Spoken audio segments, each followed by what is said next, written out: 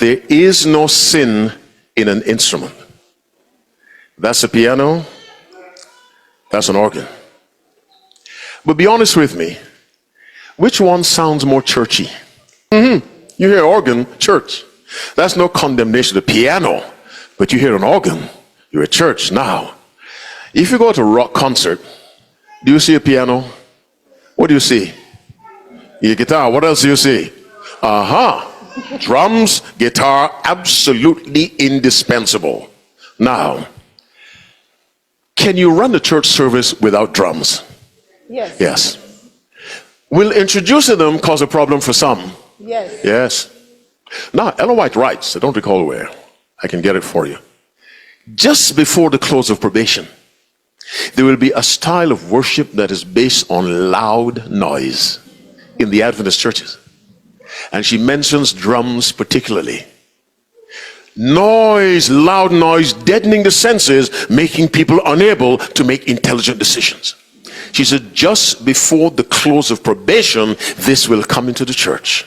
Loud, noisy worship, and the central instrument is the drum. There's no sin in the drum. As I was telling my young friends, there's something called the law of association. Are you with me?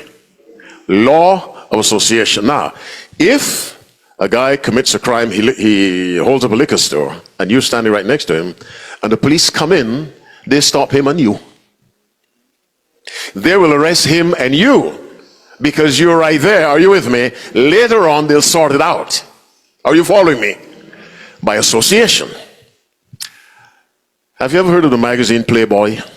Yes. Don't buy it, don't look at it, but you've heard of it. What's the logo for Playboy? The head of a rabbit. Yes, that's why the girls are called bunnies. The head of a rabbit is the logo for this pornographic magazine. But who made rabbits? God, on the sixth day. I would not take the head of a rabbit and put it on a t-shirt. Are you following me?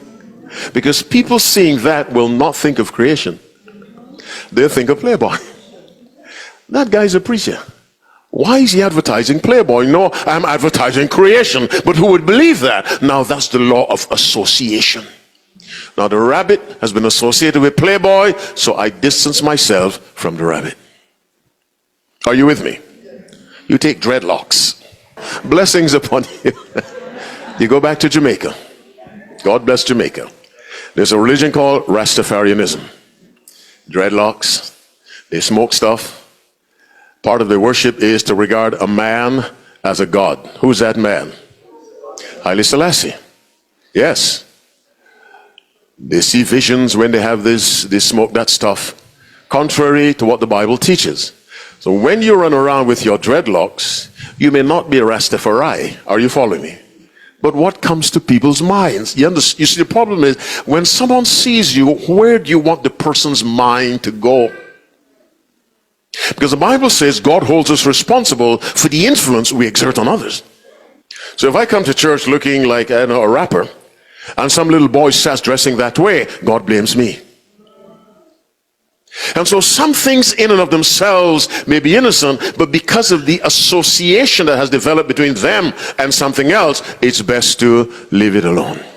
No one will go to hell because he doesn't play a drum. No one will go to hell for playing a drum. But again I say, what image do you project? So we must be wise as serpents, harmless as doves, and avoid worship styles that resemble the other churches. When God gave the great gospel commission, Matthew 28:18-20, and Jesus came and spake unto them, saying, all power is given unto me in heaven and in earth. What does verse 19 say? Go ye therefore and do what? Teach. It did not say go ye therefore and learn. With respect to the gospel, you can learn physics and chemistry, not the gospel. Go ye therefore and teach. Teach them what I've taught you. Don't let them teach you. You go teach them how to sing, how to worship, how to give, how to study the Bible, how to run their homes, how to improve their health, how to deal with the state. You teach them all things that I have commanded you. Teach them. Don't let them teach you. And there's too much of Sunday churches coming into our church.